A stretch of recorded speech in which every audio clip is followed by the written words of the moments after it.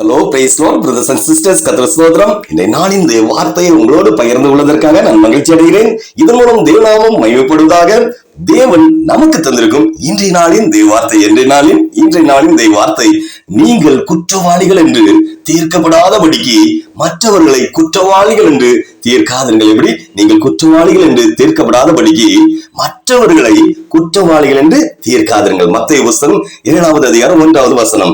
அன்பு தேவ பிள்ளைகளே, இந்த நாட்களில் யாரோடு, எந்த மனுஷியோடு யாரோடு பேசினாலும் அவர்கள் எப்படி சொல்லுவாங்க தெரியுமா? அவர் இப்படிப்பட்டவர், இவர் இப்படிப்பட்டவர், இந்த அதிகாரி மோசமானவர், அந்த ஆபீசர் மோசமானவர், இந்த குடும்பத்தார் மோசமானவர்கள், அந்த குடும்பத்தார் பொறாமை பிடித்தவர்கள், இந்த கடைக்காரர் ஆகாது விளங்காது, சரியில்லை, இந்த சபை சரியில்லை, அந்த சபை சரியில்லை, அந்த வீட்டில் உள்ள பிள்ளைகள் ஒன்றுக்கும் உதவாது, இந்த ஸ்கூல் டீச்சர் சரியில்லை, அந்த வாத்தியார் சரியில்லை, அந்த பாஸ்டர் சரியில்லை, இந்த வீட்டுக்காரர் சரியில்லை, அந்த மனுஷியிடத்துல அந்த மனுஷன்ட்ட உண்மை இல்லை, இந்த பொண்ணு சரியே இல்லை, இந்த பையன் சரியான பொறுக்கி, அந்த ஆளுக்கு வயதிற்கு ஏற்ற அறிவு இல்லை, அந்த சொந்தக்காரர் சரியில்லை, இந்த கட்சியில் உள்ளவர்கள் சரியில்லை, அந்த பொம்பளை சரியில்லை, இந்த ஆம்பளை சரியில்லை. தேவ பிள்ளைகளே, இப்படியே வாழ்நாள் முழுவதும் 100க்கு 100 மற்றவர்களை குறித்து குற்றம் சொல்லி, குறை சொல்லி, குற்றவாளியாய் பார்ப்பது நல்ல ஒரு மனுஷிக்கு அழகு இல்லை.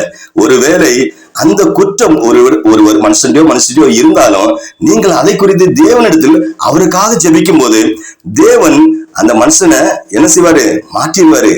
அந்த மனுஷனை குற்றங்கள், அந்த மனுஷன் அந்த குற்றங்கள் எல்லாம் இருந்து அவருக்கு எல்லா குற்றத்திலிருந்து ஒரு விடுதலை கொடுத்து அவரை மாற்றி மனம் திரும்பி ஏசப்பா பிள்ளைய மாற்றி உண்மையுள்ள மனுஷியாக மாற்றிடுவாரு. இப்படி செய்வதுதான் தேவ பிள்ளைகளுக்கு அழகு. அதை விட்டு கடுகு போல உள்ள விஷயத்தை பெரிதாக்கி, பலூன் போல பெருசா ஆக்கி சண்டை போட்டு பெரிய குழப்பத்திற்கு ஆளாகாதீர்கள் தேவ பிள்ளைகளை. ஏன் தெரியுமா?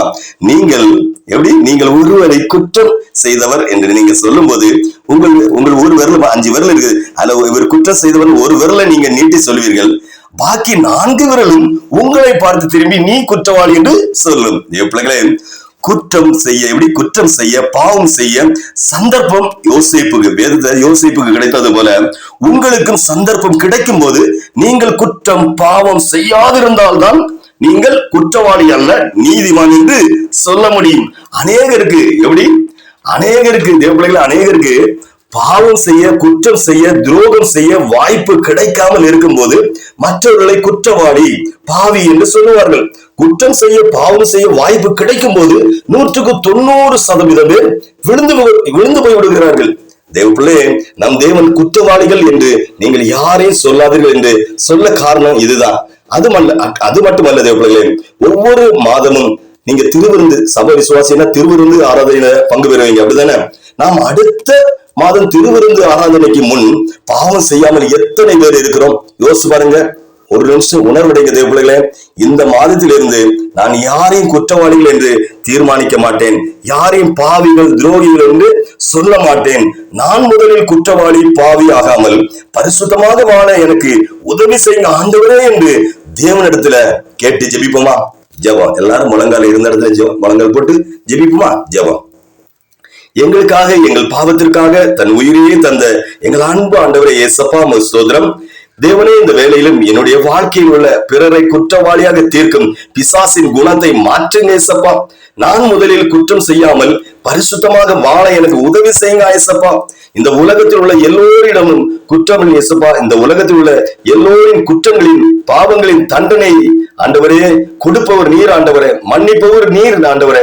நாங்கள் செய்த குற்றங்களை, செய்த பாவங்களை திருப்பி செய்யாதபடி எங்களுக்கு உதவி செய்பவர் நீர் ஆண்டவரே. நாங்கள் சமாதானமாக, சந்தோஷமாக, பரிசுத்தமாக வாழ உதவி செய்வீராக என்று இயேசுவின் நாமத்தில் ஜெபிக்கிறேன் ஜீவனுள்ள பிதாவே. ஆமென், ஆமென். ஆண்டவரே, இந்த செய்தியை அனுதினம் கேட்டு ஜெபிக்கிற இவர்களையும் இவர்கள் குடும்பங்களையும் ஆசீர்வதிப்பீராக. செய்த பாவங்களை திருப்பி செய்யாதபடி உணர்வடைய செய்யுங்கப்பா.